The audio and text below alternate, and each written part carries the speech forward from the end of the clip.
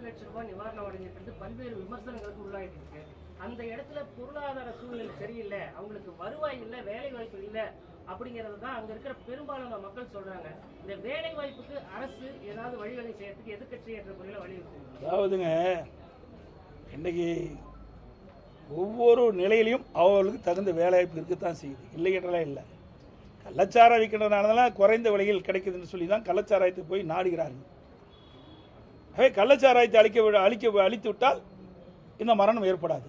மற்றொன்று, இந்த ஏழை எளிய குடும்பத்தில் இருக்கின்றவர்கள் குறைந்த விலையிலே கள்ளச்சாராயம் கிடைக்கின்ற காரணத்தினால்தான் அவர்கள் அதை நாடி சென்று பருகி உயிரிழக்கின்றார்கள். அப்படி குடும்பத்தில் இருக்கின்றவர்கள், நான் நேரடியாக கள்ளக்குறிச்சிக்கு சென்று இறந்தவருடைய உடலுக்கு அஞ்சலி செலுத்துகின்ற பொழுது ஒரு குடும்பத்தைச் சேர்ந்தவர், தாயும் இறந்து விட்டார், தந்தையும் இறந்து விட்டார், அனாதியாக குழந்தைகள் இருக்கின்றது.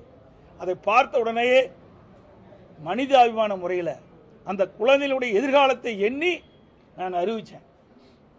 அந்த குழந்தைகளுடைய கல்வி செல்வை அதிமுக ஏற்றுக்கொள்ளும். அந்த குழந்தைகளுக்கு 10 ஆண்டுகளுக்கு அதிமுக மாதந்தோறும் 5000 ரூபாய் வழங்கப்படும் என்று அறிவிப்பு கொடுத்தேன். இதெல்லாம் ஒரு மனசாட்சிப்படி நாங்கள் நடந்துக்கிறோம். ஆகவே ஏழ்மையான குடும்பத்தில் இருக்கின்றவர்களுக்கு இருக்கின்றவர்களை காப்பாற்றுறதுக்கு தான் இந்த நிதி. எங்களை பொறுத்த வரைக்கும் நான் அப்படித்தான் கருதுறேன். இல்லைன்னா அவர்கள் எப்படி வாழ முடியும்? அவர் ஈண்டெடுத்த பெற்றோர்கள் வயதானவர்களாக இருக்கிறாங்க, அவர்கள் போய் உழைச்சி வாழ முடியாது. அப்படிப்பட்ட முதியோர்களுக்கு, குடும்பத்தில் இருக்கின்ற ஏழை இருக்கின்றவர்களுக்கு இது பயன்படும் என்றுதான் நான் கருதுகிறேன். நேற்று மத்திய அரசு 3 புதிய சட்டங்களை கொண்டு வந்திருக்குங்க. ஜூலை 1 முதல் அமல்படுத்திருக்குது. அது அதிமுக ஆரம்ப நிலையிலே அந்த பேர்லாம் இருக்கக்கூடாதுன்னு கண்டிச்சிருந்தேன். நேற்று இன்னைக்கு ட்விட்டர் ஆமாங்க, இது வந்து இந்த திட்டம் 3 இது வந்து நடைமுறையில் இருக்கிற திட்டம். இந்த சட்டம் வந்து அன்றாட பல குற்றங்கள் நடக்குது. அந்த குற்றத்தில் இந்த வழக்கின் அடிப்படையில் தான் பதிவு செய்ய முடியும். இது ஏற்கனவே பல வழக்குகள் நிலுவையில் இருக்குது. இப்படிப்பட்ட சூழ்நிலையில் இதனுடைய பெயரை ஆங்கிலத்தில் இட வேண்டும்.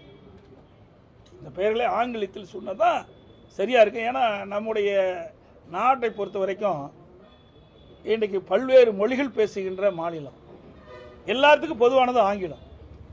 அதனால தான் நாங்கள் சுட்டி காட்டியிருக்கிறோம். இப்போ நீங்கள் அறவழியில் உண்ணாவிரதம் இருந்தீங்க சென்னையில் அதிமுக, அதுக்கு சீமானோட நாம் தமிழர் கட்சி நேரடியாக வந்து ஆதரவு தெரிவித்தாங்க. எதிர்வரும் காலத்தில் சீமான் அது வரையா அறவழி போராட்டம் நடத்தக்குள்ள அதிமுக ஆதரிக்க வாய்ப்பு இருக்கா? நிச்சயமாக நல்ல காரியத்திற்கு துணை நின்றாங்க. நல்ல காரியத்திற்காகத்தான் துணை நின்றார்கள், எங்களுக்கு ஆதரவு தந்தார்கள். இப்படிப்பட்ட கள்ளச்சாராயம் குடித்து இறந்திருக்கின்றார்கள். இதற்கு ஒரு நிரந்தர தீர்வு காண வேண்டும் என்ற அடிப்படையில் தான் நாங்கள் இருந்தோம். அதற்கு ஆதரவு தெரிவித்திருக்காரு.